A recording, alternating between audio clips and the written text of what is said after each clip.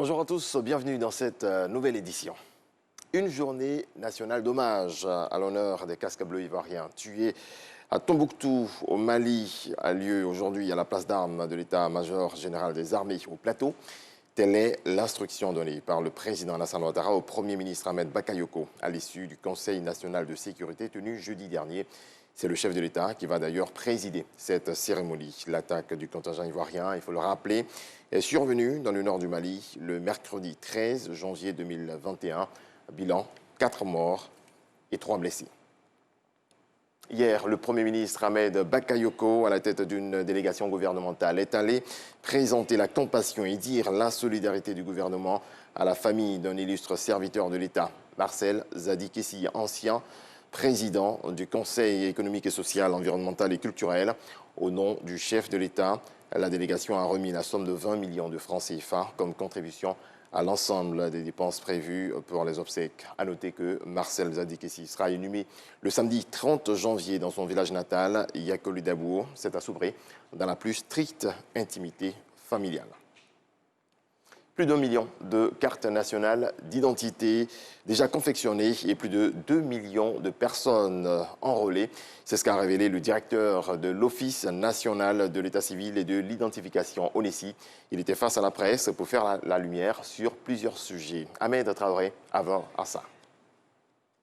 L'état civil, l'identification et le flux migratoire, ces 3 points étaient à l'ordre du jour lors de la rencontre qu'a eu le directeur général de l'ONESI, l'Office national de l'état civil et de l'identification, et les journalistes.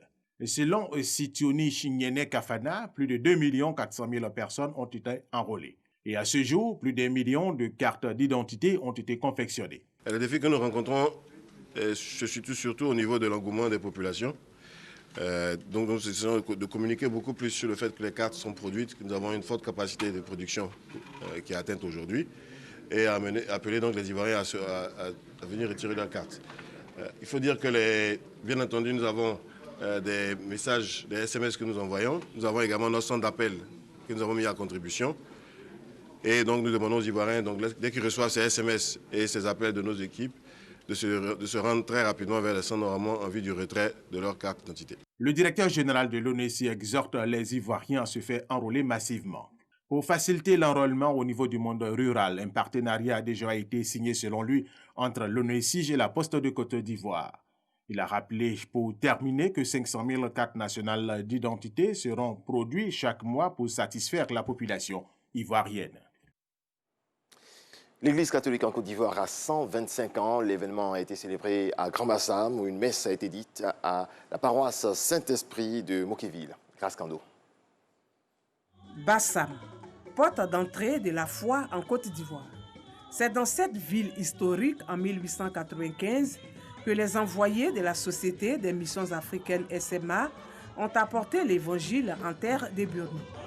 Ce dimanche, les 15 diocèses du pays se sont retrouvés à la paroisse Saint-Esprit de Mokéville à Bassam pour célébrer la clôture des festivités marquant les 125 ans d'existence de l'Église catholique. Aujourd'hui, beaucoup de chrétiens restent fidèles aux engagements de leur baptême. Ils accordent une place importante à la prière dans leur vie. Des groupes de prière se constituent ici et là.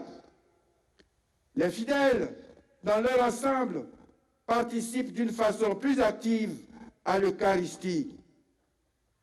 Ils sont nombreux, les foyers chrétiens qui s'efforcent de vivre les exigences du sacrement du mariage et restent soucieux de l'éducation de leurs enfants. Beaucoup a été fait certes, mais pour les fidèles, les 125 ans marquent un nouveau départ dans la foi. 125 ans d'évangélisation sur la terre de la Côte d'Ivoire, c'est une grâce pour nous. Que ce jour apporte la paix à la Côte d'Ivoire. Le Seigneur nous a comblés de beaucoup de bonnes choses. Mettre mot, amour, paix et confiance.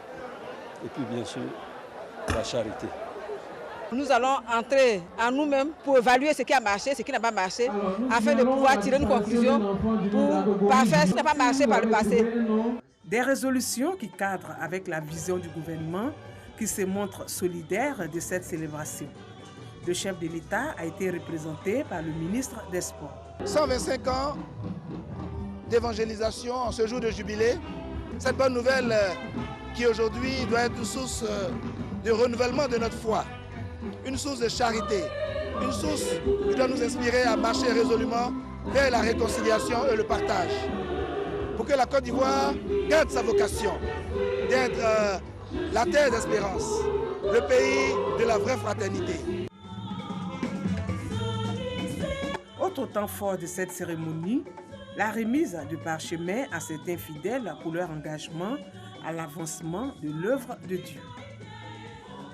Voilà, merci à toutes et à tous de votre attention. L'actualité sera de retour à 7 h.